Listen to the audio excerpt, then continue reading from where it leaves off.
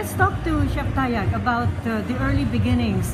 When did you start to learn how to cook? Okay, let's put it this way. I did not take up any formal training in culinary. The thing is, you have to remember, I'm Kapampangan. Para bang, it's like given that most Kapampangans are good cooks, but I don't believe that. I know a lot of friends who are Kapampangan, but they don't cook, but they eat well. It's their panlasa. They know how to eat and enjoy life. Right. So the thing is, I grew up in a large family. I'm the 9th of 12 children. That's why everybody calls me Cloud. Cloud 9. Oh, So it's not Cloud. Basically, I call to that. I answer to the way whatever pronunciation it is. But the thing is, like, can you imagine the amount of cooking that our mother did when we were growing up? Plus our cousins, plus our barkada. So there was constant cooking, and we had a male cook at home. And so that means, as for us, I have 8 boys.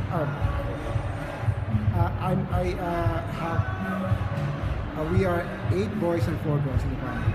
So all of us, I can say, can cook. So the thing was, probably it was only I who went into serious cooking.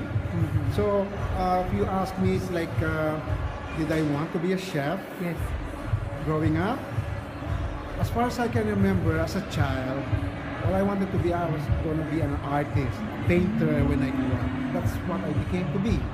So even when I was a professional artist already practicing in Manila, most of my, you can say, barkada I hung around with were foodies.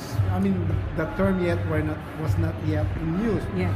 They were restaurateurs or F&B in hotels and all that. We met regularly. So even with that group, they already knew me as an artist who can cook. Even back in college at the University of the Philippines, taking up architecture,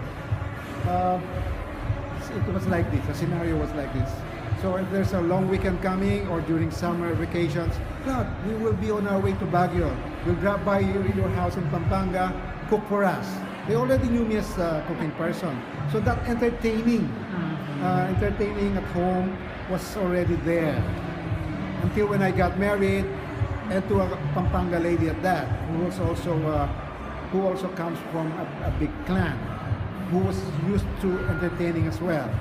So the thing was, is like, until one day in year 2000, I think, we had this guest, the late Doreen Fernandez, a food writer, and with other friends, group of friends. And at the end of the meal, they offered to pay. I said, why? We invited them to have lunch because we want to invite other guests, other friends who you may not know. But of course, jahe sila to have a free meal. It's like, why would I feed them? It's like, why not? No, I want. She gave the suggestion that why don't you open your home as a by reservation only restaurant? So it's an informal restaurant. So you have a restaurant in Pampanga? Yes, that's the name of our house. It's Ballet Dutong. And so what's the format of the restaurant? It's like a house. It's our house. It's we your live there. house. We live there. Wow. So the silong, the downstairs, that's where we hold the lunches. But it's open every day, just like a regular restaurant? No, it's not. That's why I hesitate calling it a restaurant. It's a by reservation only. By reservation. You have to call to reserve like days ahead, weeks ahead, and a minimum of 12 persons. It's all the information is the balletdutong.com.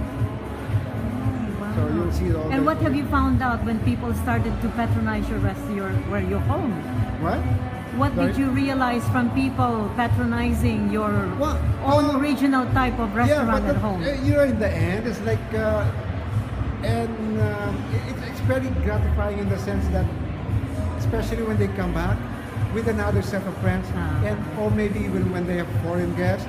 So the thing is like, you realize that Filipinos themselves miss so much home cooking or even regional provincial cooking, which they might not find in Manila. So even we have like Chinese Filipino group, or maybe the Spanish, or maybe Cebuanos. They would fly to Manila or through Clark.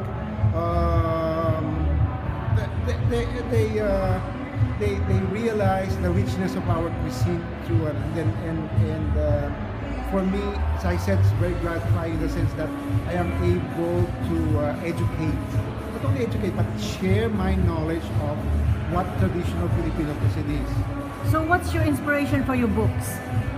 Well, the first book was like a compilation of my essays, food and travel essays, in my column in the Philippine Star, and then the other book is I co-wrote it with my wife. It's Linam Nam, a culinary travel guide around the Philippines. So it's basically sharing what we've discovered along the way of our travels around the Philippines, and discovering the regional varieties of our cuisine is endless. It's like that's why it's so hard to pin down what Philippine cuisine is. I call Chef, it the cuisines of the Philippines. Yes. I think even your art is reflected in your cooking, correct? Yes. Yes. Yeah, in what because- sense? Yeah, but you have this thing to remember. Why do they call it culinary arts in the first place? As far as I'm concerned, whether I'm painting right now or cooking the next minute, so it's the same creative intuition. Are you able to put 100% to both of these arts? 100%. What do you Yes. go to Meaning to decide? say you're also full blast in painting, doing your artwork at the same time doing cooking? Or It's have not you all at put the same time, second? you know, I do one thing but at a time. And But then like you you're pour focused more on cooking now because you're all over the world. The cooking, remember, is just like this. Yes. My restaurant is run by my staff. I am there in So the you have morning time. just to taste. To taste. Make sure that it's like it's a very. I mean, I train them well, and all the recipes are already set. So the thing is, when we have a group of guests, I just make sure that everything goes fine. It's like Any plans for the future? Huh? You think you will see yourself here putting up a restaurant in the I United don't think States? so. I don't know. I'm turning 60 this year. I'm Still young. enjoying my life. I mean, I don't want to add pressure to it. It's like I can be going there. I can be doing my painting. I can be traveling. That's right. Yeah. Yes. So You have the best life actually right Yes. now. That's right. What's your advice to future chefs? you keep that passion. It's a love of what you're doing. You know this. And the winner is It's a- Jacqueline Rodriguez. That's a giveaway, I guess. No, I don't know. Is it? No, not yet. It's Not not just the yet. chef, huh? No, not yet, I think. Yeah. Okay. Tell me on it now. It's like time Yes. to go out. All right, yeah. So finally, your message. One My last message. message. No, to the young chefs. I mean, to the Yeah, aspiring and to all chefs, the keep people message, aspiring, passion. yes, and people who are cooking also. Yeah, you have to keep that passion. passion. It's like That's important. whatever it is you're doing, not just cooking. Correct, in anything. Yes. Thank you so much. Thank you too. Thank you very much.